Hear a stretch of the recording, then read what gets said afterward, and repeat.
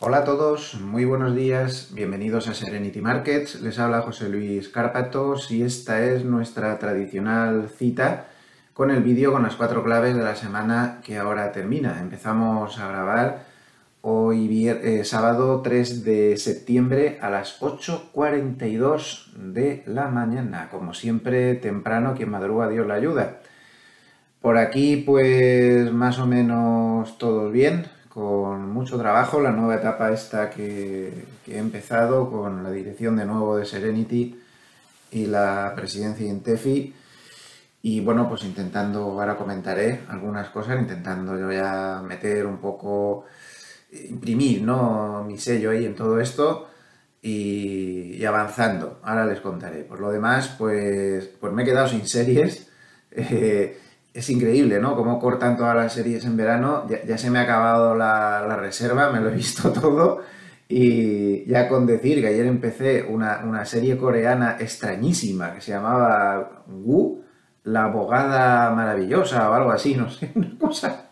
Pero bueno, está curiosa, un poco rara, pero he empezado a ver el primer capítulo, está curiosa, pero en fin, a la espera de que empiecen las grandes series que luego las suelen poner todas de golpe a primeros de septiembre. Nos tienen el verano con que tiene uno más tiempo libre, pues sin nada, y luego de repente en septiembre, cuando más trabajo tenemos todos, entonces nos ponen 5 o 6 series buenas a la vez.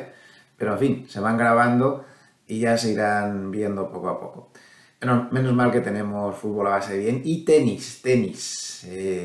Estoy viendo a Carlitos, a Nadal no, porque lo hacen a la 1 de la mañana, todo el torneo en el US Open, pero Carlitos sí que lo están haciendo en horario de tarde y bueno, pues ahí estamos. Hoy tiene, creo que es a las 7:30 aproximadamente, tiene partido de la tercera ronda, que son, creo que ya los 32avos de final, me parece que es, a ver si sigue con la buena racha. Ha tenido algunos malos partidos últimamente, pero no se puede empañar la temporada que lleva, igual que la de Nadal, impresionantes los dos. La de Carlitos es tremendo, es el jugador, creo que es el jugador o el segundo o el que más triunfos lleva esta temporada, con 40 y muchos partidos ganados y 8 o 9 perdidos, me parece que lleva. Es impresionante lo que ha hecho este murciano, que está hecho pues una auténtica fiera. Así que bueno, y respecto a lo que les comentaba, pues con todos estos proyectos vamos a ver, vamos a empezar ya con los grandes cambios en Serenity. Yo he ido ya poco a poco entrando en el asunto, en esta nueva etapa en la que estoy en la dirección de la web. He estado cambiando bastante los titulares, se van a cambiar más aún, titulares con pincha, con datos, como vemos aquí, pues como era antes, incluso yo diría que mejor. Lo que vamos a hacer a partir del lunes, puede que nos lleve aún algunos días más, pero ya vamos a empezar en serio a partir del lunes día 5, es a cambiar la esencia de la página de la siguiente manera. Lo primero que vamos a hacer, eso llevará aún algunos días, el 5 aún no va a estar, pero estará después, es separar de nuevo Serenity Markets y segregarlo de Zona Value. La empresa sigue siendo, Serenity Markets sigue siendo propiedad de Zona Value y demás, eso no ha cambiado, ya lo vendí en su momento, pero lo que sí que vamos a hacer es separar dominios, separar webs, que no esté metida una página en la otra, y vamos, para darle mayor relevancia a Serenity, pues la vamos a tener como estaba antes, aislada y con su propia página. Eso se verá dentro de unos días, eso para el día 5 aún no dará tiempo, se cambiará un poco el formato. Y luego, sobre todo, la esencia de la página, que es lo que más me interesa, he optado por lo siguiente, ha sido mi primera decisión importante al respecto. Vamos a crear una Serenity nueva que va a ser absolutamente práctica. Estoy creando un poco, ya cuando hice el Energy Master Bolsa en Intefi Escuela de Negocios, pues introduje un poco en bolsa el tema del microlearning financiero, que ya algunas otras compañías habían traído a España pues con mucho éxito, ¿no? Como el famoso Power MBA y cosas de estas, microlearning financiero para programas de formación importantes, casi nivel máster, ¿no? Entonces ahí, bueno, pues ahí empecé con el microlearning para bolsa y quiero que Serenity sea microlearning informativo, es decir, información para aprender, pero con microlearning. Vamos a ver, lo que llega a la conclusión es lo siguiente. Hay 100.000 páginas ahora mismo con todo tipo de detalles, artículos y demás. Pero seamos sinceros. ¿Cuántas veces me he leído yo a la página web de alguno de los grandes periódicos nacionales o internacionales de economía? Pues casi nunca. ¿Saben por qué? Porque están con muchos artículos de relleno, que nosotros también lo estábamos haciendo, muchos artículos de relleno por aquí, por todas estas cosas. Porque hay que llenar la página, es que hay que reconocerlo, cuesta mucho y bueno, pues tirar de agencia, tirar de no sé qué, hablar de una cosa que pues no sé qué interés que tiene. ¿Para qué? Miren, mi nuevo concepto es fuera todo. Serenity va a ser lo que ha sido siempre, su alma, su esencia, informar de una manera alternativa de qué diablos está pasando cada jornada, en tiempo real. Entonces, ¿cuál es mi idea? Titulares como los que estoy intentando introducir últimamente, fuera titulares que no signifiquen nada para rellenar tampoco, que si el IPC de Sri Lanka, por poner un ejemplo, ¿no? ¿Qué ha pasado, qué ha dicho el primer ministro de Singapur, que nos importa a todos un pimiento.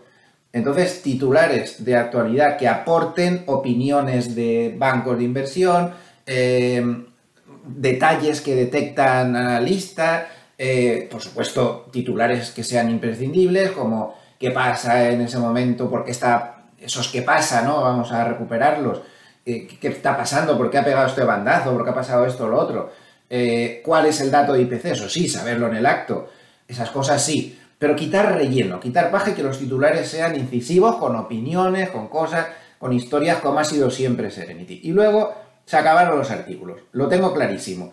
Se acabaron los artículos, aquí estamos todos rellenando, no somos los únicos. Pues ¿para qué? Si les pongo un artículo, tenemos un equipo de 4 personas que creo que de muy buena calidad, incluido yo mismo.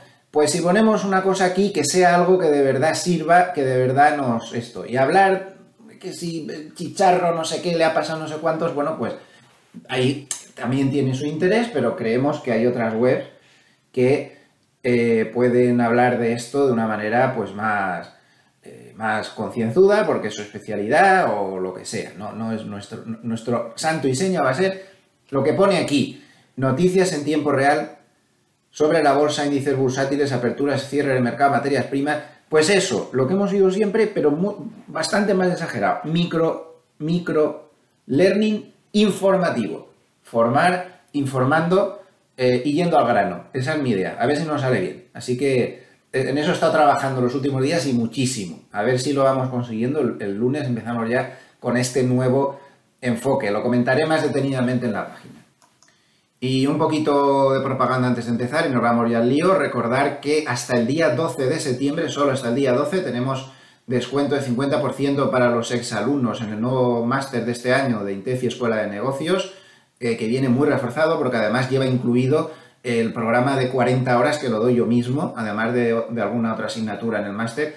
El programa de 40 horas para preparar a los alumnos para que tengan las mayores bazas posibles para aprobar el examen de CISI que otorga la autorización de la CNMV para poder ejercer como asesor. Ya saben que si no se tienen estas titulaciones oficiales aprobadas por la CNMV, es ilegal completamente asesorar a nadie. Se tenga una página web, no se tenga, se asesore vía una EAFI o se asesore de otra manera. Es ilegal, que se hace mucho, ya lo sé, pero es ilegal. Y la CNMV pues puede ponerse seria en cualquier momento.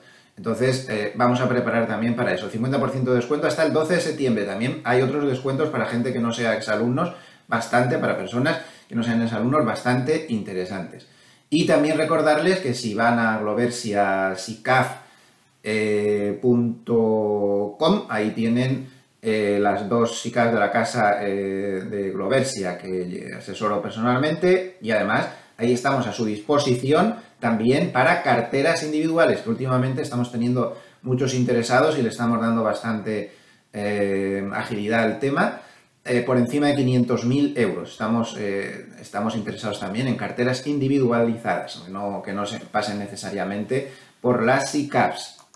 Últimamente recomendamos mucho la dinámica, la agresiva, porque está ganando bastante en un año tan difícil como este, pero hoy voy a recomendar la otra, la conservadora, que aunque está perdiendo en el año un 4 y pico, en su categoría la pérdida es del 9, o sea, estamos en menos de la mitad, pero quiero destacar, este es un perfil de los drawdown, esto es de la carta que estoy mandando a los accionistas de este mes, fíjense que este es un perfil de los drawdown, de la estrategia que seguimos. Y como podemos ver, estamos en drawdown máximo desde los años 70 con ese 4 y pico que estamos perdiendo. Tiene un drawdown bajísimo. Las sombras es del mercado en general. Es la línea naranja. Entonces, es una gran posibilidad ahora para, en este momento en el que está, porque históricamente cuando ha llegado a drawdowns tan grandes, ese 4 y pico, todo eso es lo que el drawdown habitual, medio, tiende a estar luego muchos meses, incluso años, no vuelve a aparecer el drawdown hasta mucho tiempo después. Así que, bueno, pues ahí queda el dato. Así que vámonos al lío, como siempre. Tenemos casi 50 minutos, una hora para contar todo lo que ha pasado en la semana. Una semana, pues, bastante complicadilla. Al final, ayer volvieron los problemas.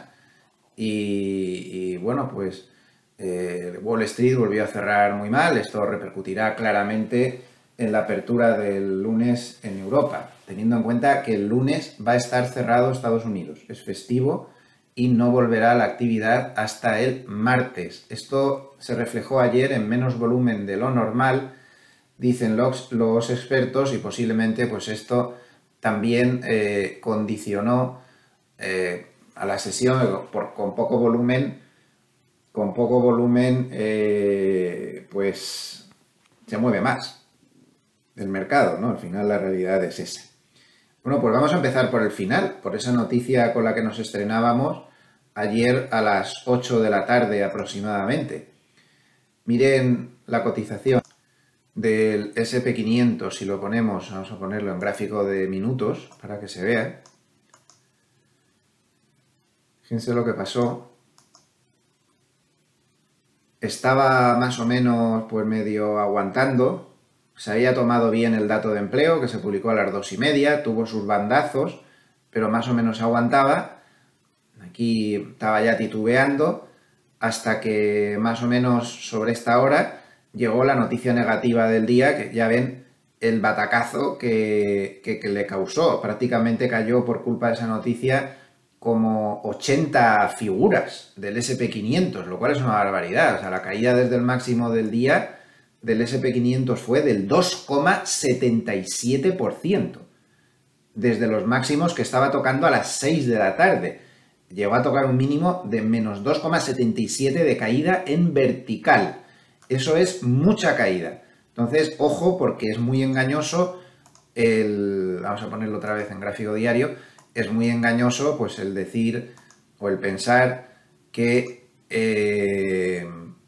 cerró solo con el menos 1,1. En realidad, una caída en vertical del 2,77% desde el máximo del día es como para poner esto en solfa. ¿Y qué pasó? Pues pasó que los rusos dieron la sorpresa. Yo metía la pata, como siempre, hasta el corvejón en el vídeo de cierre de ayer cuando comentaba, digo, no tiene pinta de que los rusos vayan a cortar el gas del todo. Y ahí metí la pata porque en ese momento las noticias que tenía en el escritorio que me estaban llegando a mi mesa eran que los rusos estaban comentando que iban a abrir el sábado. A estas horas estaría abierto ya. Es lo que estaban diciendo. Entonces, pues hice ese comentario. Pero también, si recuerdan, comenté que solo había 5, o sea, que de las 5 turbinas que había en el Nord Stream, que hay, 4 estaban fuera de combate y solo estaba funcionando una. Por eso estaba pasando el 20% del gas. Y que al quedar solo una, esto también, igual que digo que metí la pata, por lo menos en esto sí que acerté, les decía que cuidado, porque al haber solo una, podía haber tentaciones de buscarse cualquier excusa a los rusos y cortar esa única turbina que queda y dar el susto. Bueno, pues al final pasó la opción 2. Y a media tarde, pues nos llevamos todos la sorpresa de que los rusos alegaban una presunta fuga de aceite y pararon el flujo de gas definitivamente. Hoy no se ha abierto. Es decir, que en este momento Alemania, Europa, tiene cortado el gas ruso. La mayoría de la gente cree que es una excusa y un montaje. Siemens ha dicho que no ve real la avería. Y claro, tampoco hace falta sudar mucho para darse cuenta de que ayer, precisamente, pocas horas antes, muy pocas, como 2 horas antes de que los rusos salieran con la famosa avería fantasmagórica que ha cortado el gas definitivamente, el G7 había limitado el precio del petróleo ruso, cosa que evidentemente no les había hecho ninguna gracia. Entonces, pues parece bastante claro que los rusos, Putin, pues ha dado una vuelta de tuerca más. Él es plenamente consciente de que tiene unas sanciones bastante graves encima que están dañando mucho la economía, diga lo que se diga. Yo creo que es un error todos esos comentarios que se están haciendo de que Rusia no le está afectando nada a las sanciones. Eso me parece un disparate, le está afectando mucho. Pero él es plenamente consciente de que tiene Europa pillada por ahí, ¿no? La tiene pillada completamente. Es plenamente consciente. Él también de la prensa y de los análisis que están haciendo los economistas.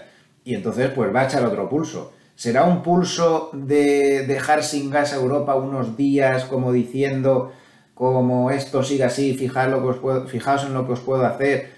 ¿O ya definitivamente habrá cortado el gas y ya no lo va a volver a abrir?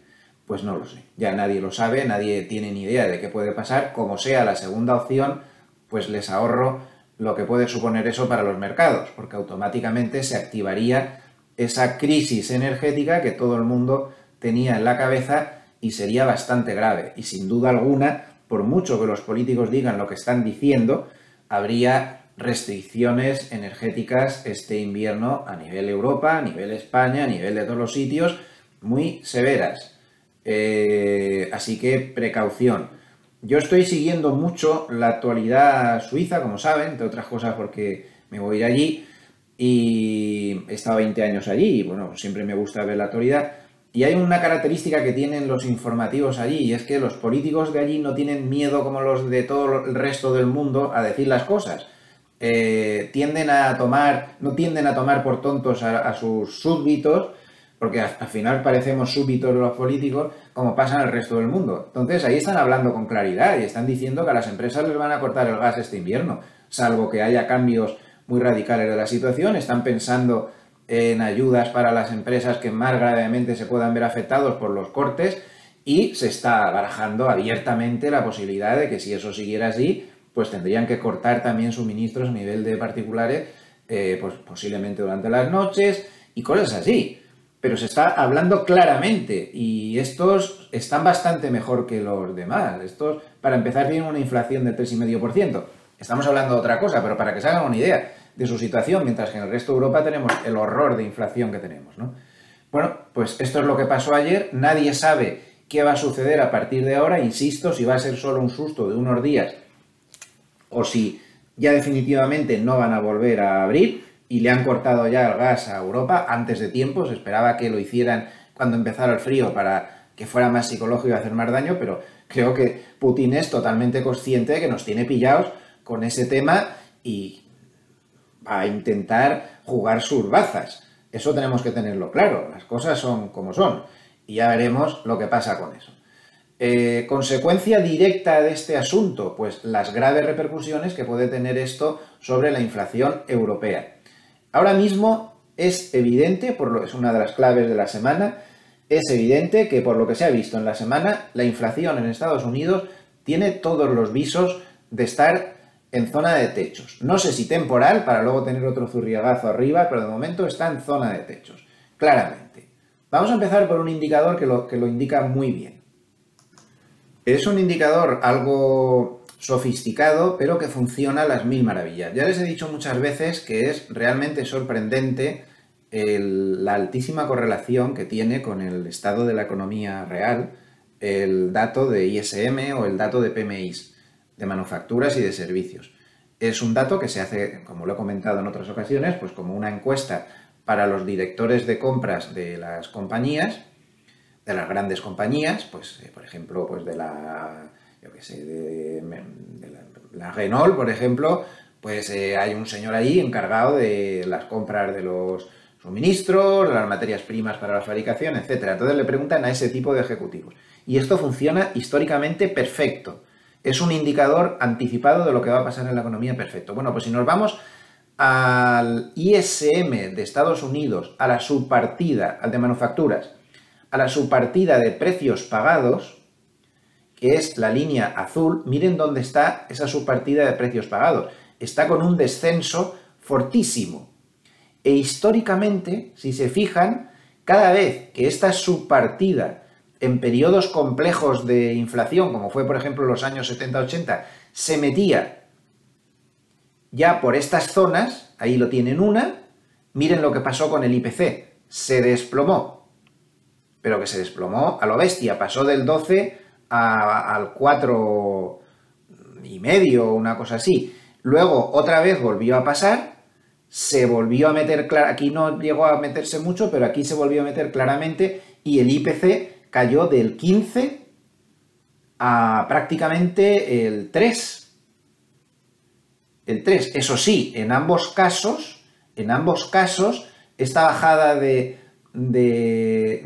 ISM, su partida de precios pagados, conllevó recesión, que es la línea en sombra.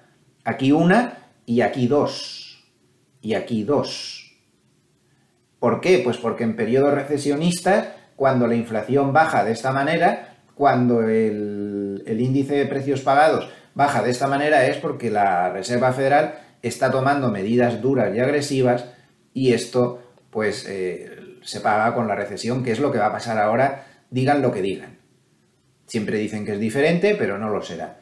Recesión del 2000, ahí no estaba el IPC demasiado alto, pero bueno, cuando la subpartida pasó ya por estas zonas, el IPC se desplomó y entraron en recesión. Así que aquí tenemos un indicio importante. Además, hay que tener otras cosas en cuenta, como por ejemplo el precio del petróleo, que ha bajado mucho. Pues aquí lo tienen, 86, 87. Ese es un precio muy favorable para que la inflación se calme y el petróleo tiene una importancia tremenda en la formación de la inflación.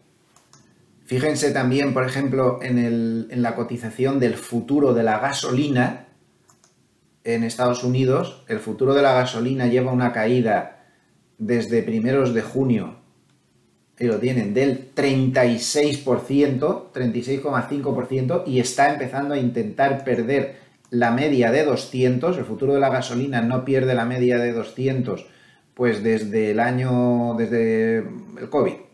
Desde febrero del 2020.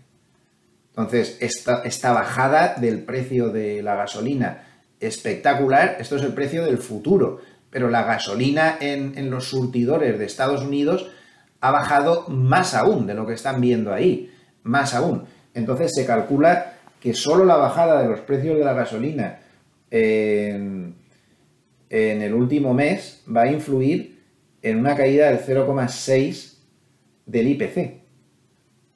El IPC se publicará no esta semana, sino la semana siguiente, el día 13, y parece absolutamente vital. Para el mercado, ese dato puede ser un punto de inflexión. Puede ser un punto de inflexión alcista, si sale bueno, si sale benévolo, y puede ser la tumba, como ese dato salga por encima de lo esperado. Sería una sorpresa extremadamente negativa para bolsas y bonos y nos podríamos dar un batacazo de mucho cuidado. Si el dato sale benévolo, posiblemente podría ser un punto de inflexión, pero de momento habrá que esperar porque, como digo, no se va a dar hasta el día 13. Además, los cuellos de botella también están mejorando muy notablemente, mucho. Pensé en la caída que lleva el Baltic Dry Index de fletes marítimos.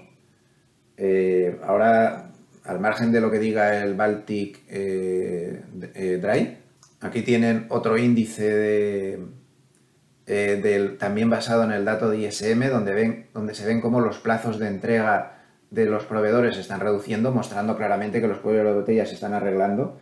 Ahora mismo un contenedor tamaño estándar está costando un 50% menos meterlo en un barco.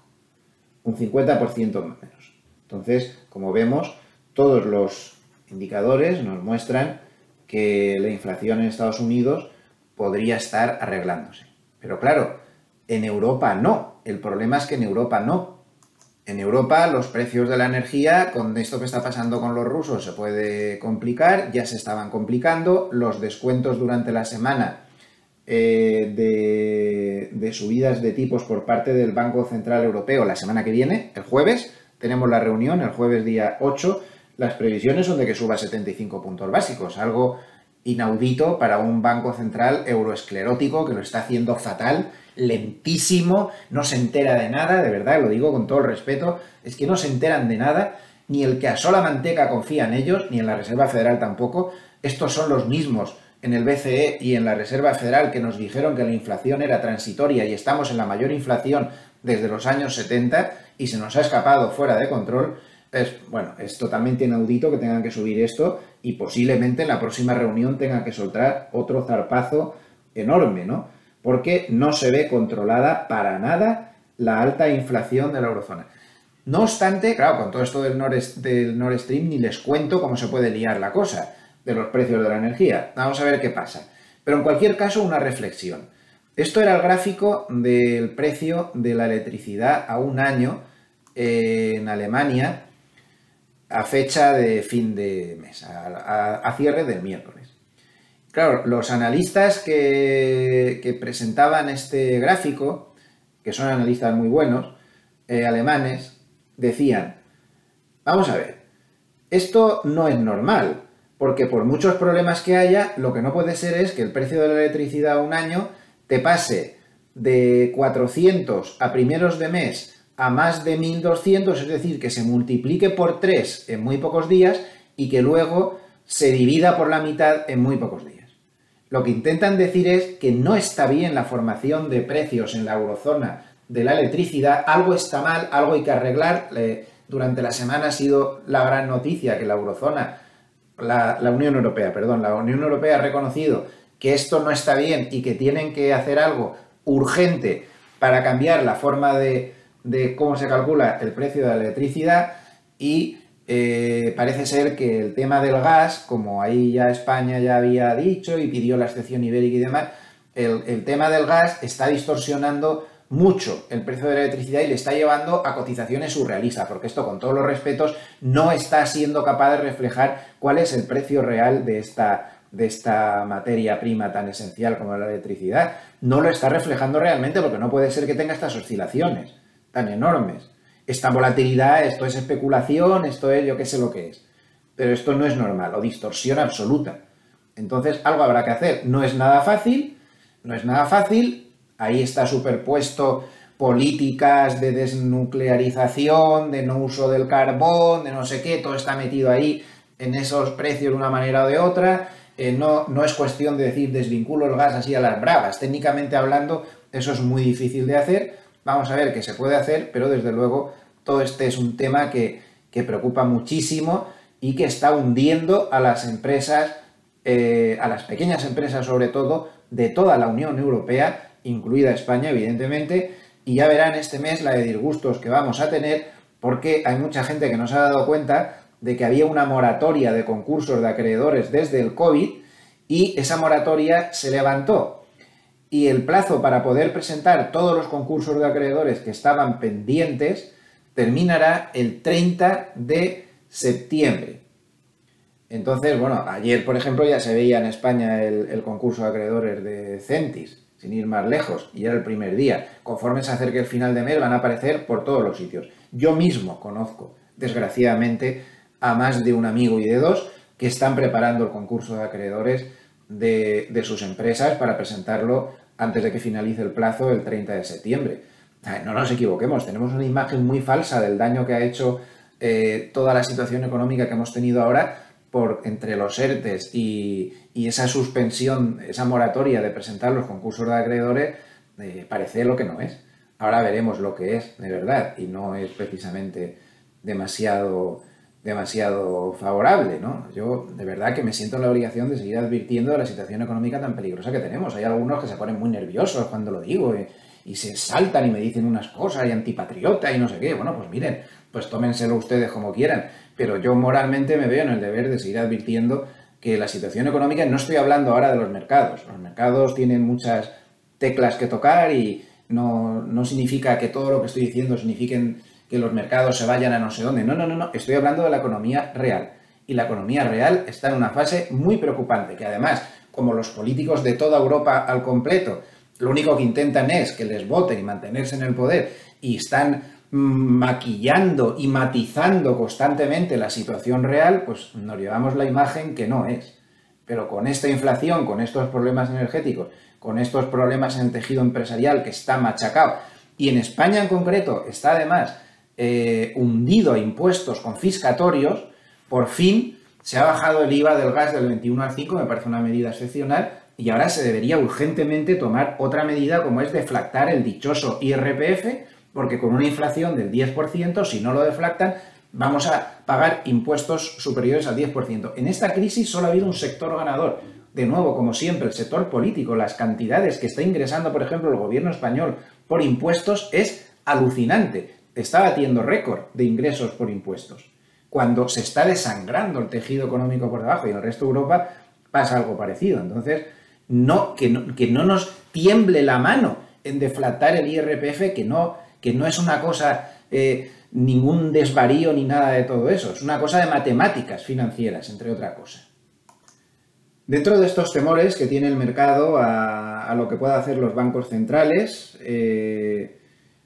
la Reserva Federal y el Banco Central Europeo, ayer tuvimos un dato de empleo que temporalmente causó muy buen ambiente en los mercados y rebajó temporalmente el miedo a lo que pudiera hacer la Reserva Federal, que fue el dato de empleo de ayer, que hay que darle un poco capítulo aparte. Hizo subir a los bonos y hizo subir mucho a las bolsas hasta que apareció el lío de Nord Stream, que como han visto causó que el S&P 500 cayera casi un 2,8% en unas pocas horas. Si no hubiera sido por eso del Nord Stream, pues el S&P 500 habría terminado en lugar del menos 1,11 posiblemente con el más 1,2 y estaríamos hablando de otra cosa.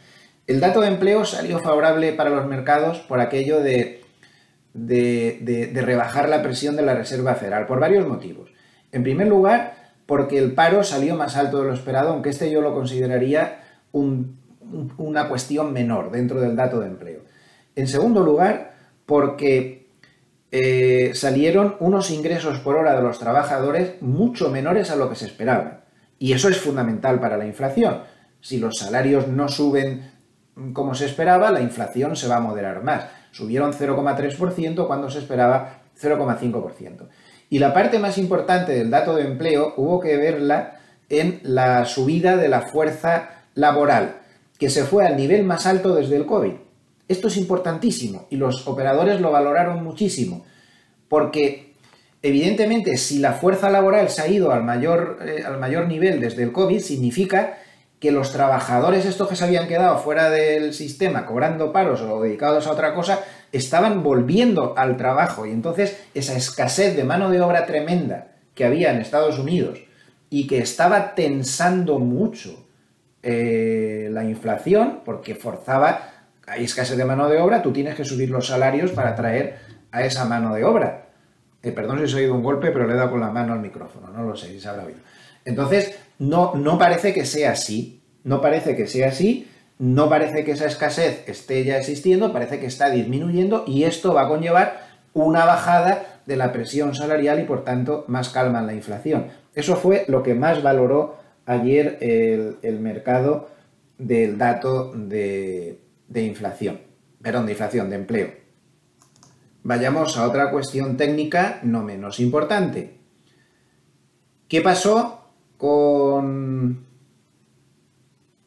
la famosa media de 10 meses? Porque el miércoles tuvimos cierre mensual. Como todos los meses, tenemos que repasar este indicador que a mí me parece primordial, que es el que nos va a decir si tenemos que echar la casa por la ventana con la renta variable o no. Y de momento, a cierre de este mes, nos sigue diciendo que de echar la casa por la ventana, nones. Personalmente, pues en los vehículos conservadores, en las carteras conservadoras, algo hemos tenido de bolsa durante el mes, poca cosa, pero algo hemos tenido para intentar aprovechar el rebote ese que hubo, pero ante este cierre de media de 10 meses, la conservadora ahora mismo tiene cerradas las posiciones en bolsa y la agresiva pues tiene posiciones en bolsa aún pero moderadas, de ninguna manera, bajas, más bien, de bajas moderadas, de ninguna manera vamos a echar la casa por la ventana en bolsa mientras no se supere a cierre de mes esta media de 10 meses. Creo que es primordial, esto es lo que hacen muchísimos hedge funds, esto es lo que hace mucha gente. Muy bonito el rebote que acabamos de tener, pero el cierre del mes, miren a dónde se ha producido. Con lo cual, se sigue por debajo de la media de 10 meses y mientras eso sea así, el mercado corre peligro de seguir inmerso en volatilidades intensas. Evidentemente, llegará un momento en que habrá un mes que te lo perderás, pero luego podrás pillar la tendencia, que es de lo que se trata. Las salidas ya claramente por encima de la media de 10 meses suelen dar promedios de subida largos, como este, por ejemplo, año 2015. Son muchos meses de tontear sin pasarla. Vale, bien, te perdías los rebotes, pero a lo que vamos es a pillar tendencias que duren muchos meses o muchos años. Y aquí se pilló. Entonces, ojo, porque nos estamos metiendo en una dinámica de movernos por debajo de la media de 10 meses que, como se ve a simple vista, es el mayor periodo de meses por debajo de la media de 200 desde el 2008 o desde el 2000. Cuidado con esto. Cuidado con esto. Como ya hemos venido analizando bastante, una de dos. Cuando tienes una tendencia bajista puede ser de dos formas. Puede ser una tendencia bajista moderada, que se acaba relativamente rápidamente. Pues, por ejemplo, un ejemplo clásico podría ser la tendencia bajista de los últimos meses del 2018 o la tendencia bajista del COVID, ¿no? Que duró poco tiempo. Pero la segunda opción es que nos hayamos metido en una tendencia bajista estructural. ¿Qué es una tendencia bajista estructural? 2000-2008. En el 2000 nos supuso una tendencia bajista que duró desde septiembre del 2000 hasta abril del 2003. 2 años y medio. En el 2008 supuso una tendencia bajista que duró desde noviembre del 2007 hasta junio del 2009, es decir, año y medio. Si estamos en la tercera tendencia bajista estructural desde el 2000, no ha terminado la tendencia bajista. Le queda aún tranquilamente, llevamos como 8 o 9 meses, pues le quedaría por lo menos 5 o 6 meses más. Puede que más. Como han visto, las dos últimas tendencias estructurales bajistas se movieron en torno de los 2 años. Nos queda otro año más de tendencia bajista. A ver, nadie tiene la bola de cristal y, por favor, no hagamos de adivinos ni nada de todo eso. No lo sabemos. Sencillamente no lo sabemos. Pero esa posibilidad existe. Esa posibilidad existe. Vaya que sí existe. No lo sabemos, pero es una posibilidad existente, teniendo en cuenta que ahora mismo tenemos el periodo de permanencia por debajo de esa media mayor desde el año 2008, desde la gran crisis financiera del 2008. Así que, ojito al parche. La crisis financiera del 2008 se saldó con una caída de cerca del 62%. No estoy diciendo que vaya a pasar esto. Solo estoy diciendo que existe la posibilidad de que esto sea más largo de lo que parece. ¿O no? No lo sé. ¿Queremos echar la casa por la ventana en bolsa? Pues esperemos a que nos dé esto una indicación. Voy a volver a ponerlo como estaba. Clara, cosa que de momento este mes al menos no ha hecho. Así que, paciencia. Al final, ha sido clave el que se ha tragado el mercado la media de 200. Luego dicen que el análisis técnico no sirve para nada. Dicen algunos talibanes del análisis fundamental. Todo sirve. El análisis fundamental, el técnico y el cuantitativo y todo lo que haya por ahí que sea científico y decente. Porque todo sirve. Y fíjense si sirve. Ahí está. Recuerden la prodigiosa recomendación de Hartnett de abrir cortos exactamente ahí. Y aún no ha dicho de cerrarlos. y ya lleva 400 puntos de acierto esa recomendación que dio. Ya que estamos con análisis técnico, tenemos al sistema SAR que dio señal de venta, que bola roja, por aquí más o menos en el entorno 4100, y de momento la señal permanece sin variación. Tenemos como resistencia importante esta doble confluencia de las medias de 50 y de 100. Si eso se rompe al alza, pues habrá posibilidades. McElligott dice que por encima de 4070 saltarían los CTAs, que están 100% cortos, y es muy importante que sepamos que la violencia en la caída del viernes fue exactamente por eso. Eso lo hemos ido descubriendo durante la semana. No lo sabíamos cuando grabamos el vídeo anterior, aunque lo sospechábamos, si recuerdan. Los CTAs efectivamente pasaron ese día de golpe en una sola jornada, vendiendo miles de millones de dólares en futuros del S&P 500, pasaron de un 19% largo a un 100% cortos.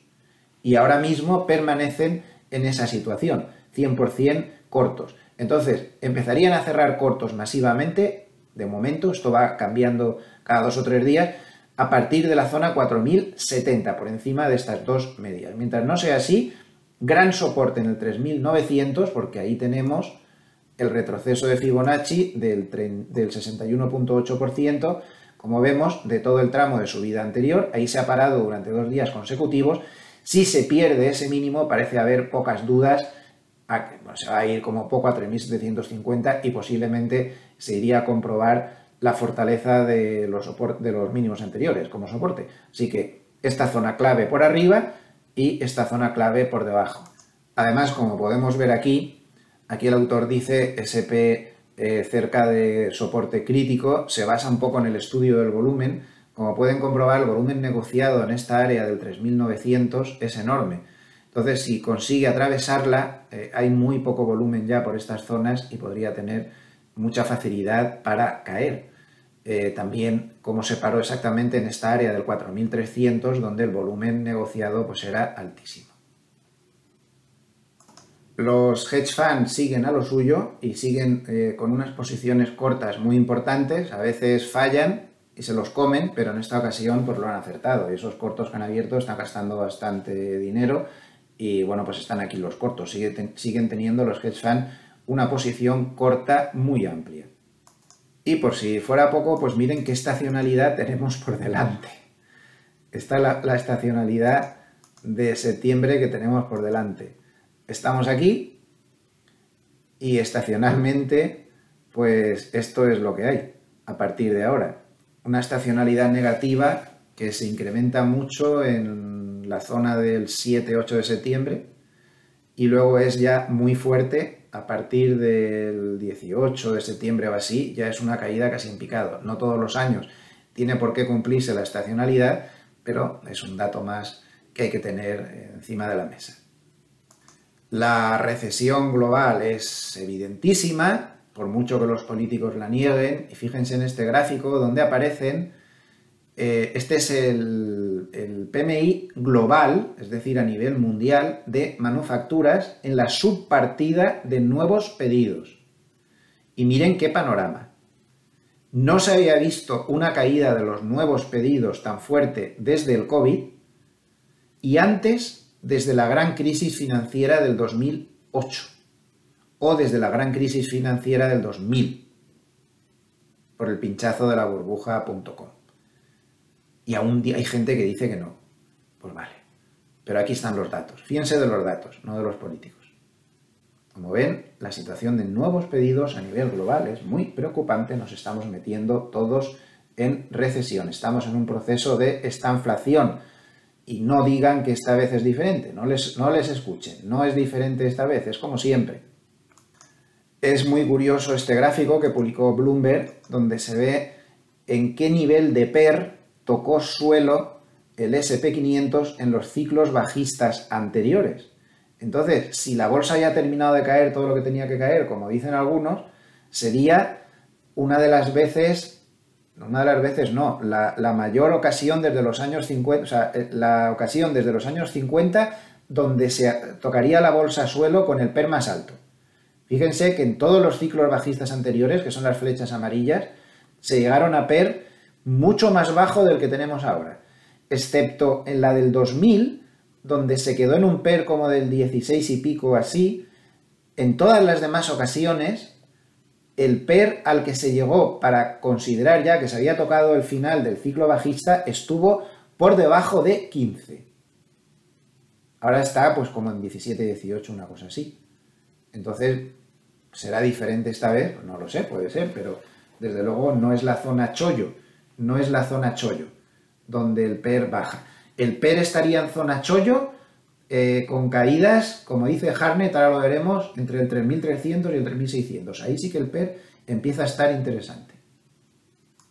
Y el que haya rallies de corto plazo, como el que acabamos de ver, tampoco nos debe despistar. Aquí hay un ejemplo de rallies en mercados bajistas, y en el 2008 hubo primero uno del 18 y otro del 24, y sin embargo, a continuación siguieron los problemas.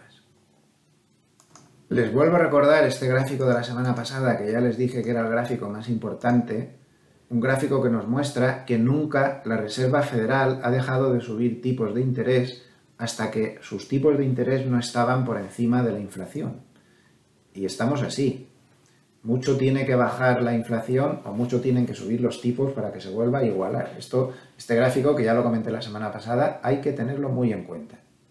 Aquí tienen una tabla del desastre de inflación que tenemos en la Unión Europea. Fíjense qué datos más terribles. Estonia 25,2, Letonia, Lituania, todos con datos por encima del 20. Los países bálticos están fatal. Tenemos, por ejemplo, 13,3 en Eslovaquia, tenemos 10,5 en Bélgica, 11,1 en Grecia, 10,3 en España, 13,6 en Holanda. No sé, nos sorprendió mucho algunas declaraciones políticas esta semana diciendo que se había tocado techo en la inflación española. No sé, estos datos no son los americanos y la situación sigue siendo muy complicada. Con las últimas caídas, aquí tienen una tabla que nos muestra que el S&P 500 en los primeros 169 días de trading del año, si contamos desde 1928, está teniendo el peor año, el cuarto peor año desde 1928, con una caída acumulada a estas alturas del 17,7. Esto solo se vio en 1962 con un 18, en el 2002 en pleno pinchazo de la burbuja tecnológica con un menos 23 y en el 74 en plena crisis inflacionista con un menos 26. Incluso en la gran crisis financiera del 2008, a estas alturas del año solo se bajaba un 13, luego se acabó bajando un menos 30. Claro, normalmente cuando se está tan mal en el año, se tiende a subir algo desde este momento hasta final de año. Como ven, eso es lo que ha pasado en la mayoría de las ocasiones. Pero hay algunas que rompieron el tiesto y luego se siguió bajando el menos 31, menos 6,4. Desde luego, lo que está claro es que fíjense que excepto en 1970, siempre que se ha estado bajando tantísimo en esta parte del año, el año termina en números rojos. Eso sí que está claro. Hay demasiado que remontar ahí. Ya con la temporada de resultados terminada, atención a que no ha ido nada bien. No me vale eso de que si mejor de lo esperado, si peor. Vamos a ver los números reales y sobre todo vamos a ver los números reales con las publicaciones del S&P 500 en función de GAP. O sea, no de cómo los publican muchos, sino si se hubieran publicado todos los resultados bajo los criterios contables generalmente aceptados, que es lo que significa GAAP, y no con la contabilidad creativa que muchas empresas introducen en la publicación de sus resultados, como los maquillan. Bueno, pues como ven, se han caído los beneficios un menos 12% desde el pico de aquí, ¿no? Entonces, se ha caído mucho más. Digo, en el último mes han bajado, en el último trimestre han bajado un menos 12% interanual. Mucha caída esa. Y como ven, hay que remontarse mucho hacia atrás para poder ver caídas como estas. Aquí es donde analistas avispados como Hartnett advierten de que este deterioro de los beneficios empresariales va evidentísimamente a continuar con esta inflación tan alta que contrae la demanda y con todos los problemas que tenemos, que no hace que las empresas estén precisamente demasiado bollantes. La subida del dólar empieza a convertirse en un problema para Estados Unidos, también para Europa. En Estados Unidos está destrozando las exportaciones. Fíjense cómo la subida del dólar le ha llevado ya a máximos desde el año 2000. Desde el año 2002, para ser exactos, lo pone aquí. Estamos en el dólar index, es decir, la cesta del dólar contra las divisas más importantes, en el nivel más alto desde el año 2002, para desgracia de los exportadores norteamericanos. Ahí ven el gráfico, y claro, el gráfico del euro está más o menos al revés, para desgracia de toda la economía de la zona euro, porque ese euro tan débil tiene los mismos efectos macroeconómicos que si estuvieran bajando tipos de interés. Es decir, con el lío inflacionista que tenemos, la caída del euro favorece a los exportadores, eso es cierto, pero está teniendo los mismos efectos macroeconómicos que si tuviéramos bajadas de tipos de interés. En suma, es un proceso ese de la devaluación constante, o la depreciación, mejor dicho. Devaluación sería cuando una moneda el gobierno la rebaja de valor. En este caso sería depreciación del euro, está importando inflación a marchas forzadas. Muy destacable también últimamente la altísima correlación que están teniendo las bolsas y los bonos. Esto complica muchísimo el trabajo cotidiano de todos los operadores, porque hasta ahora, cuando la bolsa iba mal, pues tú tenías bonos y te compensaba, pero en este momento no te está compensando nada, realmente no hay refugio, todo se está cayendo. Cuesta muchísimo, ¿no? Y hay que echarle mucha imaginación para poder no perder demasiado o sacar rendimientos positivos en una situación así. Es muy difícil. Entonces, la correlación ahora mismo entre el S&P 500 y la rentabilidad de los bonos globales estaría en 0,64. Ya saben que 1 sería la correlación máxima y está en 0,64. Esto es una barbaridad. Y nos muestra lo hipersensible que está el mercado a la rentabilidad de los bonos. Es la clave de todo. La clave de todo. Así que vamos a dar las cifras de control en las que nos tenemos que fijar. Fuerte incremento del pesimismo esta semana en la encuesta de la Asociación Americana de Inversores Individuales. Ya saben que no me termino de fiar mucho de esta encuesta, pero bueno, hay mucha gente que la sigue y hay que dar el dato. Como vemos, los alcistas han bajado fuertemente del 27,7 al 21,9 y los bajistas han subido mucho de 42,4 a 50,4. Hay un gran pesimismo. Y un detalle curioso que ha publicado esta noche la web de Sentiment Trader, me ha parecido muy curioso, y es que, bueno, tenemos a la plata que está cayendo mucho, lleva un proceso bajista enorme, y Sentiment Trader ha encontrado una correlación entre el posicionamiento de determinados agentes en el mercado y se ha dado cuenta de que estamos en un momento de posible suelo de la plata, porque en las dos ocasiones anteriores en las que se vio esto mismo, estos cambios de posicionamiento que se están viendo ahora, ahí se terminó en el 2018 una larga tendencia bajista y también sucedió lo mismo en el 2019, que también llevaba una tendencia bajista y a partir de ahí inició una subida. De momento vamos a observar, los gráficos tendrían que confirmar, no me vale con esto. Tendríamos que ver que en los gráficos se produce una vuelta. Habrá que echarle un ojo. Vámonos, como todas las semanas, para terminar el vídeo, a ver qué tiene que decir Hartnett. Cada vez Hartnett tiene más fama en el mundo financiero. Es el único analista de grandes bancos de inversión que lo ha acertado todo. Acertó el último rebote. No solo se limitó a acertar, bueno, primero acertó la caída previa, acertó el último rebote desde el 16 de junio. De hecho, su indicador Bull and Bear estaba dando señal máxima de compra. En esta ocasión, esta semana ha subido al 0,4. Es la primera vez que se mueve desde la semana del 16 de junio. Está empezando a subir. 0,4. En el momento en que pase por encima de 2, ya no habría señales de compra en vigor. Bueno, pues no se limitó con acertar eso, sino que dijo que había que cerrar y girarse a corto exactamente en el máximo, ni un punto más ni un punto menos, en el máximo que tocó el SP500. Y desde entonces, esos cortos que él recomendó, estaría él ganando pues 400 puntos en este momento con ese corto, que no ha dicho que haya que cerrarlo. 400 puntos.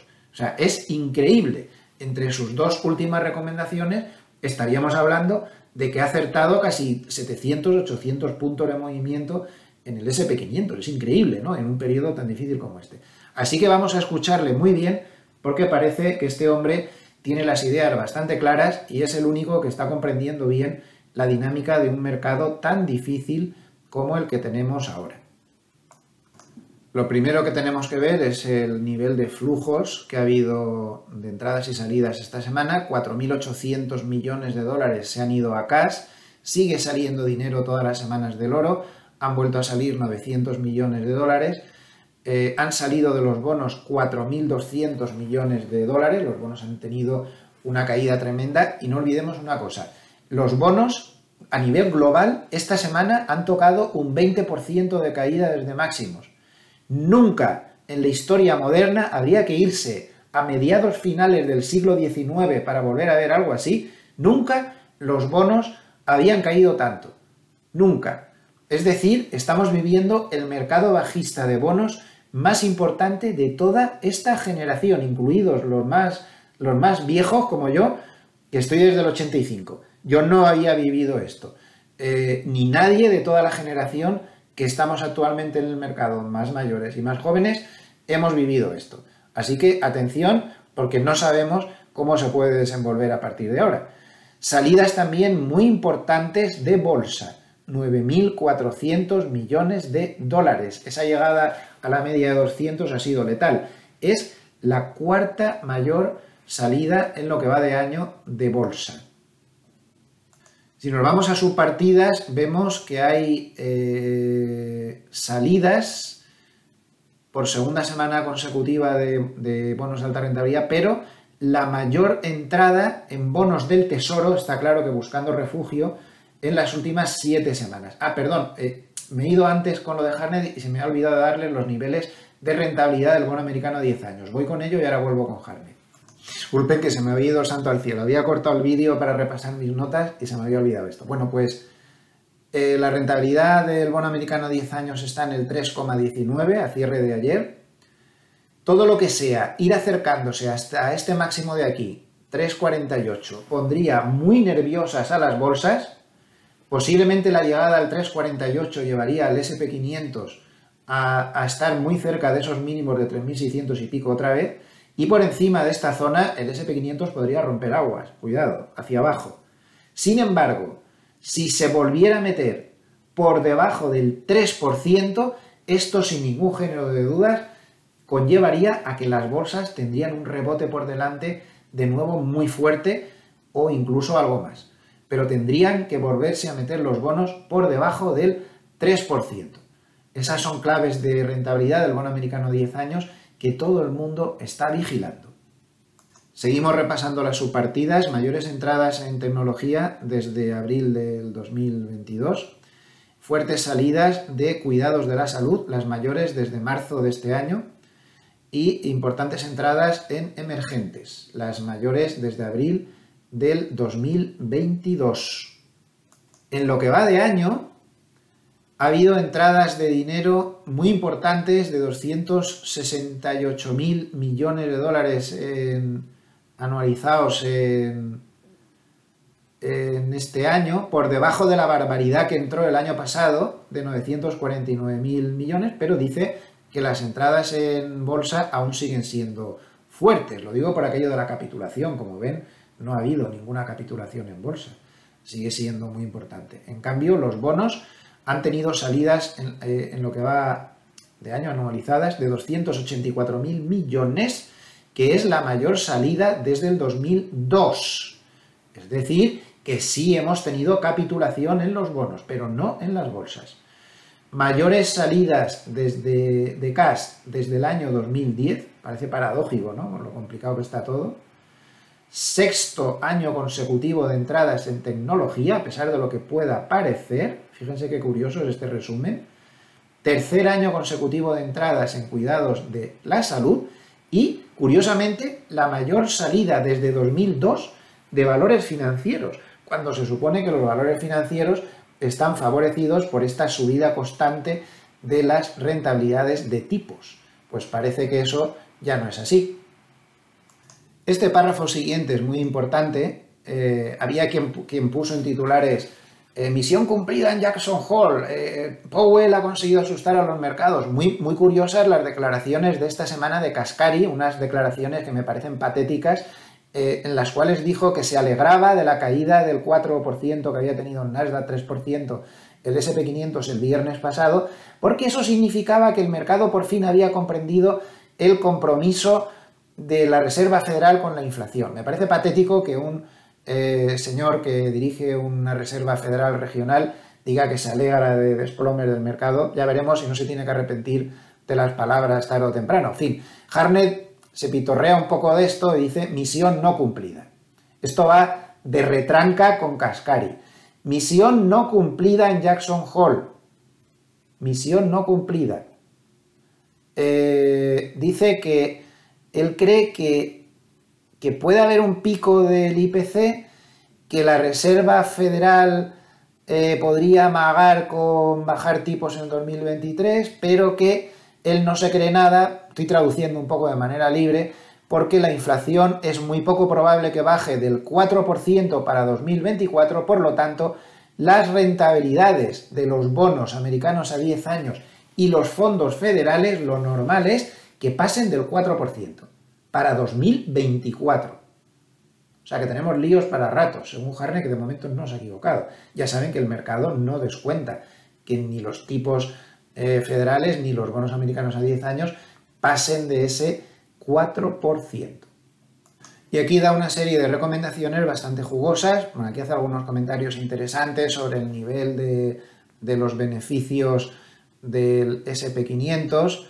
Dice que como se aplique lo normal, que es que tenga que irse a PER del 2015, sería a 3.300, que es su objetivo final. Como ven aquí, es su objetivo final de aquel día, 3.300, donde el S&P 500 tendría un PER, eso que hemos visto en el gráfico anterior, de eso del 15% y demás, lo tendría en esa zona, más o menos. Pero lo interesante empieza aquí. Un momento. Aquí, dice que un nuevo régimen de inflación más alta, secular, o sea, estructural, va a seguir. Por lo tanto, él piensa que el cash, los commodities y los activos a los que les favorece la volatilidad van a hacerlo mejor que los bonos y que la bolsa. Y concluye, y esto es lo más importante, que con todo esto considera que se puede dar el primer mordisco, se refiere a las primeras entradas en bolsa, en 3.600, 3.700, y lo dice más arriba, él cree que el objetivo final, el mordisco final y el echarse encima de la bolsa podría ser en 3.300. Primer mordisco en 3.600, 3.700, mordisco total ya en 3.300. Porque insiste en que, dice aquí literalmente, que nosotros esperamos nuevos máximos en la rentabilidad de los bonos y nuevos mínimos en la bolsa. Y esto lo dice el que de momento no se ha equivocado. Alguna vez lo tendrá que hacer, pero de momento es lo que piensa. Ahí queda lo que opina Hartnett esta semana, como vemos de nuevo, bastante jugoso. Y nada más, con esto terminamos el vídeo de este sábado. Espero haber dado algunas pistas de cómo está la situación. Recuerden que solo intento dar mis opiniones, que yo me equivoco mucho, como todo el mundo. No me hagan demasiado caso, el único análisis que vale es su propio análisis, y más en momentos como este tan difíciles. Hay que escuchar a todo el mundo y tomar algunos datos interesantes, pero es usted el que tiene que hacer su propio análisis. Y por supuesto que nada de lo dicho aquí consiste en ningún asesoramiento ni recomendación, porque eso es absolutamente ilegal. Pues nada más, les deseo que pasen un muy buen fin de semana, a ver si Carlitos Alcaraz y Rafa Nadal nos dan alegrías en el tenis, y vemos además un poquito de fútbol y pasamos un fin de semana de descanso, así es como se descansa, con tenis, fútbol, series y familia, y mucha familia. Lo dicho, que muchísimas gracias a todos los amables escuchantes y a nivel de vídeos les espero el lunes sobre las 8:30 para ver cómo están las cosas en la apertura. Muy buen fin de semana. Hasta pronto.